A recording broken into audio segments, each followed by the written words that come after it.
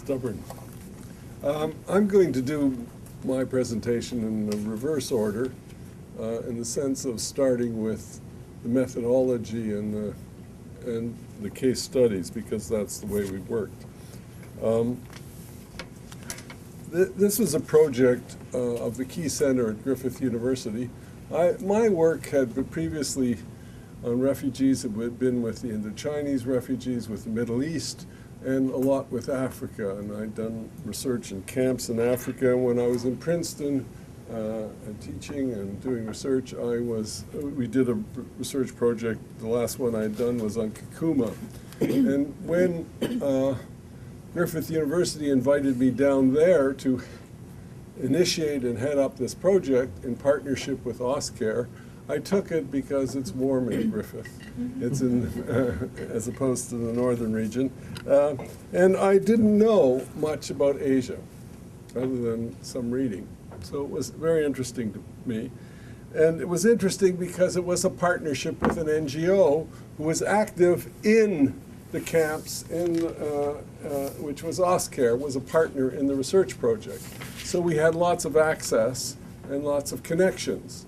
And there was an interest in OSCARE, which had been involved in care and maintenance and was really increasingly interested in protection, to get into doing some solution and solving the problem and not just maintaining the problem, and seeing them if they were in fact part of the problem and not part of the solution.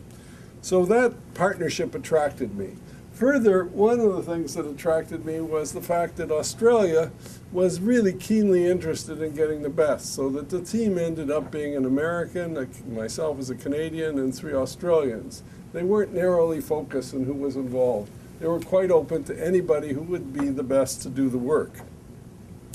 And we did the work as 6 case studies. 5 included detailed field studies, which included a first scoping operation and then detailed research in the camps, etc.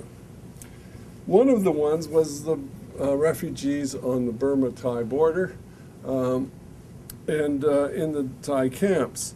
And the interesting thing that happened during the process of the research is between the scoping exercise, which involves doing deep background work on the politics of all the players involved, what had been tried, what had been done, etc. So you've got a very deep historical understanding of the case.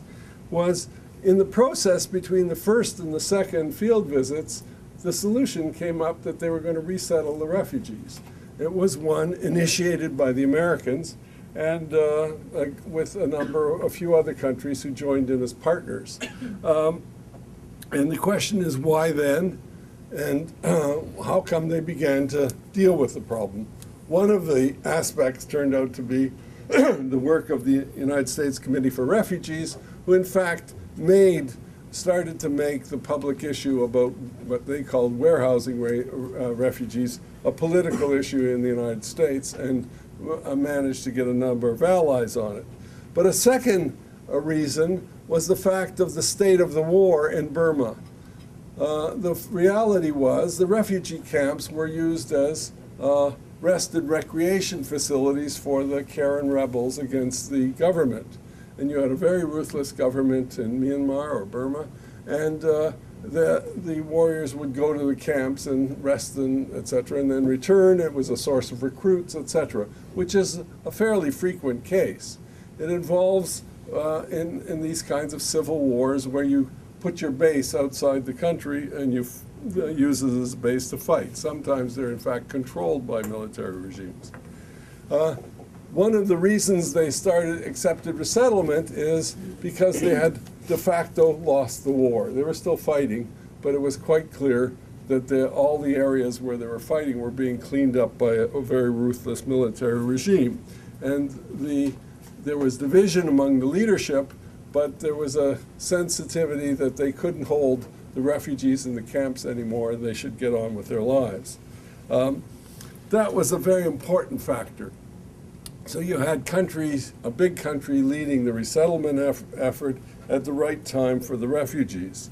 One of the significant things that came out of the study, because it was already in process while we were doing the research, so it was opportune, is that we began to see that there were what we call moral hazards in ethics, which was from a very good intention to get these people permanently resettled, we began to see a number of problems emerge. As you resettled refugees, and the resettling countries were quite determined to be fair and take everybody objectively, etc., and not pick and choose, which was unusual, and they really made a sincere effort.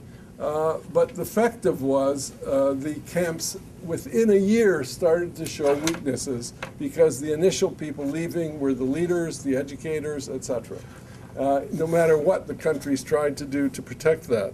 And so it's important to do research on how to prevent the camps running down in the 5 years you take to clear them out.